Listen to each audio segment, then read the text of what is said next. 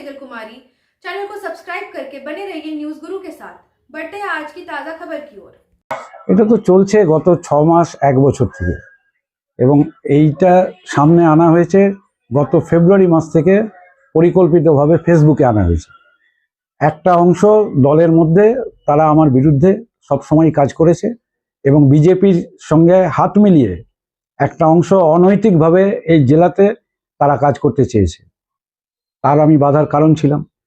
2, আমলাতান্ত্রিক মনোভাব নিয়ে জবরদস্তি সিদ্ধান্ত চাপিয়ে দেওয়া, পছন্দ অপছন্দ, এবং যার জন্য কেউ কেউ দল ত্যাগ করে গেছে এর আগে।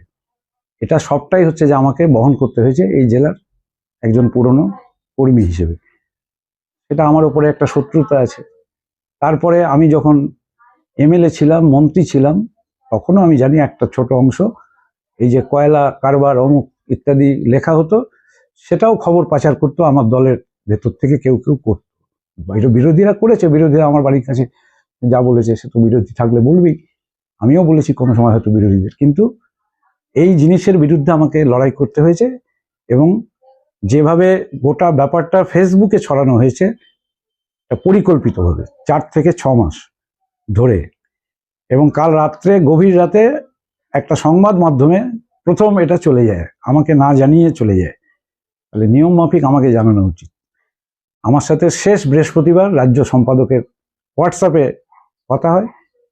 আমি ছাড়তে চেয়েছিলাম, তখন উনি আমায় লিখেছিলেন যে কি কারণে তুমি এটা জেলা পার্টির গ্রুপে পোস্ট করেছো, কি কারণ এটা। আমি তখন বলি যে আমার ভালো লাগছে না, আমাকে নতুন ছেলেদেরকে দায়িত্ব দেওয়া হবে, জুনিয়রদের। উনি বলেন কথা বলতে হবে তোমার সাথে, ব্যাস। তারপরে আর আমি কিছু জানি না, কেউ আমার সাথে কথাও বলেনি। এবারে যারা ট্র্যাপ করলো, যারা ছড়ালো, এর সঙ্গে হাওড়ার একটা গোষ্ঠী যুক্ত আছে। বুদ্ধদেব ভট্টাচার্যের আমলে হাসপাতালে বেআইনি কারবার করে যারা অ্যারেস্ট হয়েছিল, তখন আমি মন্ত্রী ছিলাম, আমার মনে আছে বলে আমি জানি, তাদের ঝাড়খণ্ডে একটা সম্পত্তি আছে, বেআইনি সম্পত্তি। সেই সম্পত্তি এখন আমাকে বলে, যেহেতু আমি মন্ত্রী ছিলাম, আমলা পুলিশ কেউ কেউ হয়তো চেনে আমাকে, কিন্তু আমি কেন ব্যক্তিগত অনুরোধ করতে যাব। এবং দলের একাংশ এর সঙ্গে যুক্ত আছে। বিজেপির সঙ্গে কারা দেখা করতে গিয়েছিল, এই যে নৈতিকতার কথা আজকে বলা হচ্ছে, কি নৈতিকতা? পার্টির নৈতিকতা। আমি যে পার্টি দেখেছিলাম সেই পার্টি আজকে নেই। নীতি নৈতিকতা যদি প্রশ্ন থাকে, তাহলে নৈতিকভাবে সব জিনিস আলোচনা করা উচিত। এটাও তো অনৈতিক, আনন্দবাজার.com-কে খবরটা পাচার করে দেওয়া। মোহাম্মদ সেলিম করেননি, সেলিমদার মতন একজন পোড় খাওয়া এবং অত্যন্ত শ্রদ্ধেয় নেতা এটা কখনো করবেন, কিন্তু কেউ তো করেছে দলের ভেতর থেকে। আমার বিরুদ্ধে হেড ক্যাম্পেইন কারা করেছে প্রেস জানে না।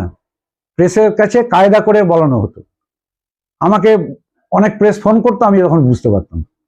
বর্তমানের যে খবর বার করে দিল ফেসবুকে চলাকালীন, তখন তো আমাকে দল বহিষ্কার করেনি। আজকে বর্তমানে সাংবাদিক আমার প্রতিক্রিয়া জানতে চেয়েছে, আমি বলেছি আমি প্রেসকে ডেকে একসাথে সবাইকে দেবো। বর্তমান কোথা থেকে খবর পেল? কে দিল বর্তমানকে? বর্তমানের এই খবর পাচার কে করলো? এবং সব থেকে বড় কথা হচ্ছে, প্রেসের তো আমি দোষ দেব না, প্রেস তো খবর চাইবেই। কাল আমি যদি কোনো খবর দিই কাউকে, প্রেস তো নেবেই আমার কাছ থেকে। কিন্তু যারা এটা করে যাচ্ছে এবং যারা গোপনে বিজেপির সঙ্গে আঁতাত রাখে, আমি আবার জোর দিয়ে বলছি, যারা বিভিন্ন কলকারখানা এবং কয়লা খনিতে সিন্ডিকেটে যুক্ত আছে, আমার কাছে নবুদ আছে, প্রমাণ আছে, তাহলে তারা কেন কাঁচের ঘরে মেশে আমাকে ঢিল ছুটতে যাচ্ছে? তালিকা আছে আমার কাছে। আগামীতে কি পরিকল্পনা রয়েছে? কোনো পরিকল্পনা এখন আমার নেই। এখন আমি সমাজ সেবার যেমন কাজ করি, মানুষের সঙ্গে আমার অনেক মেলামেশা আছে, সবারই সাথে আমার আলাপ আছে। সিপিএম আছে, কংগ্রেস আছে, তৃণমূল আছে, নকশাল আছে, সিপিআই আছে, সবার সাথে সদ্ভাব রেখে এখন আমি চলবো। আমি কোনো আলোচনা করিও নি কারোর সাথে, এই প্রথম আমাকে বলতেই হবে। কারণ আমি যদি কথা আজকে না বলি, এই যে এতদিন আমি শৃঙ্খলার সঙ্গে চুপ ছিলাম 4 মাস, এটাই হয়তো কেউ দুর্বলতা মনে করেছে।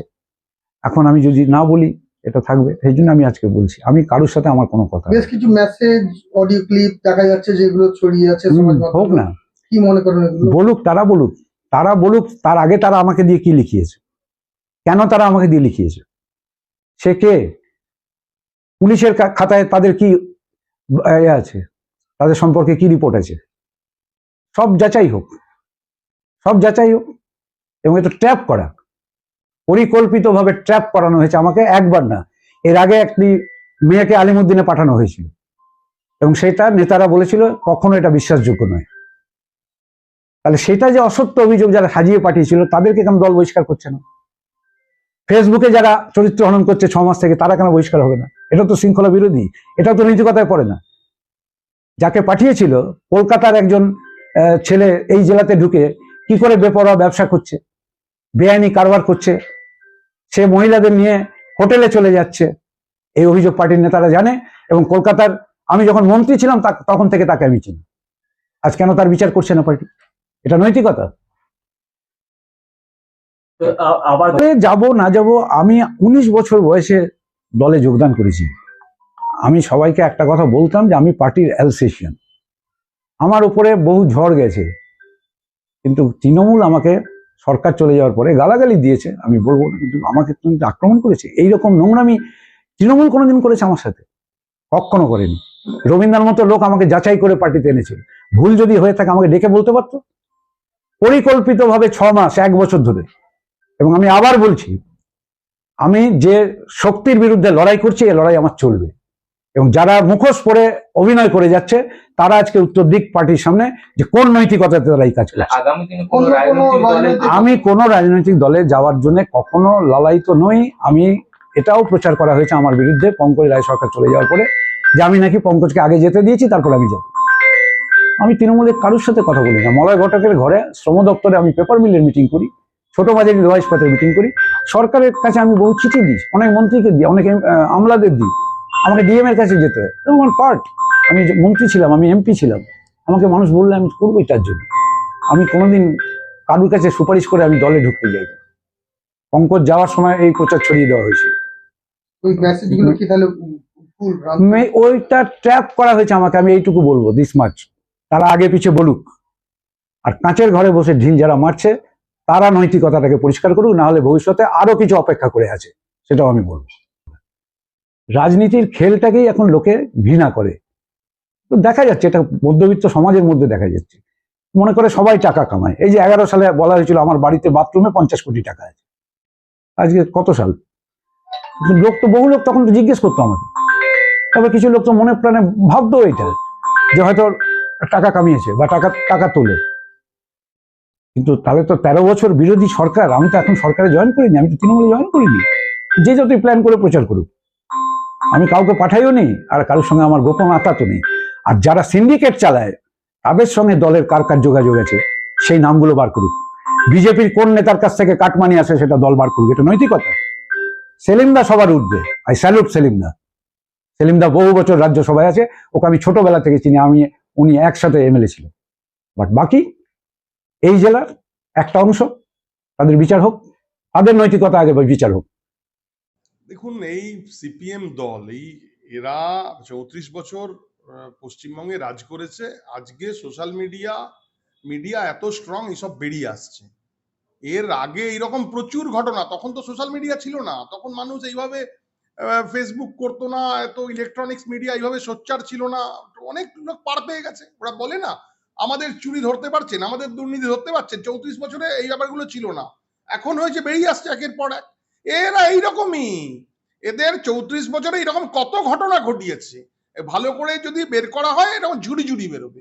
আর তাদের 34 বছরের বামফ্রন্টের রাজত্বের পরে এই তো এই চোর এই শুরু হয়েছে, এই আমাদের 14 বছর যে আমরা ভোগ করছি, এইসব এদেরকে বহিষ্কার করেছে। দেখবেন আগামী দিন এইসব মাল গিয়ে ওই 14 তলার ওখানে হাজির হচ্ছে। আগামী দিন দেখবেন এরা কোথায় যাচ্ছে। যত চোর জোচ্চোর চরিত্রহীন লম্পট লোকের ভিড় এক জায়গায়, এবং সময় প্রমাণ দেবে যে আমি কথাটা ঠিক বলছি।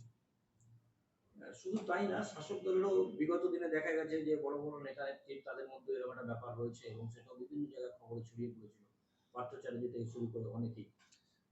আবার আমি বলছি, 34 বছর বামফ্রন্ট যেটা চালিয়ে এসছে, যে সংস্কৃতিটা চালিয়েছে, 14 বছরে এরা সেটাকে সুন্দরভাবে নিয়ে চালাচ্ছে। দেখছেন না, রিগিং যেখানে হয় এরা আরো অত্যাধুনিক রিগিং করছে। ভোটের যে কারচুপি সিপিএম করতো, এখন আরো ওটাকে আরো মডিফাই করে ফেলেছে। সেই রকম এদের প্রত্যেকটা, এরা তো কিছু বলার নেই।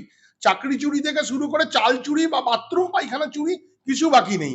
এদেরও প্রত্যেকের চরিত্র ডহ একদম ভালো করে স্কুটনি করলেই বেরোবে। প্রত্যেকের যেমন বেরোচ্ছে, এখনই বললেন পার্থ চ্যাটার্জি, আপনার ওই বালুবাবু, তারপর শুরু করে সমস্ত যারা যারা আছে, কারণ মানে মদন মিত্র একজন আছে, ওদের জলে ভেসে ভেসে ঘুরে বেড়ায়, বিরাট সুইমিং পুলে ঘুরে ঘুরে বেড়াচ্ছে, মানে লাজ লজ্জা নেই, বুড়ো হয়ে গেছে, আধ বুড়ো লোক, বাচ্চা বাচ্চা মেয়েদের সঙ্গে। আর আমার আর বেশি বলবার কিছু নেই, সারা মানুষ পশ্চিমবঙ্গের দেখছে কি হচ্ছে। বর্তমান বামফ্রন্ট যা চালিয়ে এসছে, এখন সেটাই একটু এক্সটেনশনে, ওই জিনিসটাই আরো মডিফাই হয়ে হচ্ছে। শিল্পাঞ্চলে কি আরো এরকম মানে সম্ভাবনা থাকতে পারে? বা শিল্পাঞ্চলে যে সম্ভাবনার কথা বলছে, এটা আর আমি শিল্পাঞ্চলে আর মুখ খুলে আর বলতে চাইছি না। একটু কান পাতলেই জানা যাবে কে রাতের বেলা কে কার ফ্ল্যাটে যাচ্ছে, কে কার ঘরে যাচ্ছে। এটা আর আমার মুখ দিয়ে নাই বলালেন। এটা অনেক আগে করা উচিত ছিল। বিভিন্ন সংবাদ মাধ্যমে সেই চ্যাট আমাদেরও চোখে পড়েছে। এর থেকে সিপিএমের অ্যাকচুয়াল চরিত্রটা সামনে আসে।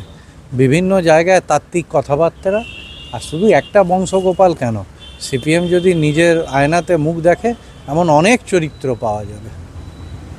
অপরদিকে বিজেপি একটা অভিযোগ করছে যে শুধু সিপিএম না, শাসক দলেরও বহু নেতা রয়েছে, শিল্পাঞ্চলেও অনেকে রয়েছে, কে কার ফ্ল্যাটে কখন যায়, কার কী চরিত্র আস্তে আস্তে সবই প্রকাশ করবে। না, সেই একইভাবে বিজেপি সেই নামগুলো বলুক, এমনি বিজেপিরও অনেকের আছে। বিশেষ করে যার কথা আপনি ইন্ডিকেশন বলছেন, যিনি এই ধরনের কথাবার্তা বলছেন, তাদের প্রত্যেকেরই বায়োডাটা আমাদের কাছে আছে। অতএব বিজেপিরও উচিত কাঁচের ঘরে থেকে অন্যের দিকে ঢিল না মারা, ঢিল না ছোড়া।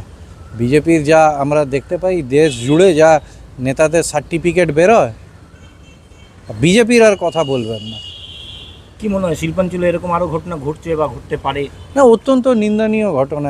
দেখুন, এটা যে কোনো বয়সেই একজন এই ধরনের হওয়া উচিত নয়। তাহলে একজন নেতার প্রতি, সে যে দলেরই হোক, তার দলের অনুগামী বা সেই দলের সমর্থকদের তো আর আস্থা থাকবে না, বিশেষ করে মহিলাদের। এটা সম্মান নিয়ে টানাটানি এই ধরনের ঘটনা। অতএব কোথাও একটা, আমার ব্যক্তিগত মত মনে হয়, রাজনীতির একটা আমাদের মূল্যবোধের একটা অবক্ষয় হচ্ছে। এই জায়গাটা সবচেয়ে আগে জরুরি। এটা আমরা যারা রাজনীতির বিভিন্ন স্তরে আছি, আমাদেরকেই এটা কিন্তু সংশোধন করতে হবে। একটা শেষ প্রশ্ন, শাসক দল হোক, বিরোধী হোক, বিজেপি হোক, যেই হোক, এগুলো তো মানুষ নিজে করে। এখানে তো দলের একটা ভাবমূর্তি নষ্ট হয় যে কোনো দলের ক্ষেত্রেই। স্বাভাবিকভাবে সেটাই তো আমি বললাম, যে এটা দায়িত্ব আমাদেরই নিতে হবে।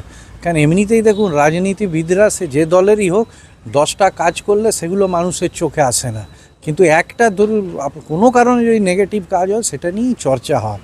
তাই সতর্ক হতে হবে আমাদের নিজেদের মধ্যে। যদি কোনো দোষ ত্রুটি থেকে থাকে, অবশ্যই সেটা আমাদের সংশোধন করতে হবে। বিজেপি বলছে শিল্পাঞ্চলে খুঁজলে এরকম অনেক পাওয়া যাবে, আপনারাও কি তাই বলছেন? আগে বিজেপি নিজেদেরগুলো খুঁজে লিস্টটা বার করুক না, তারপরে আমরা বলবো।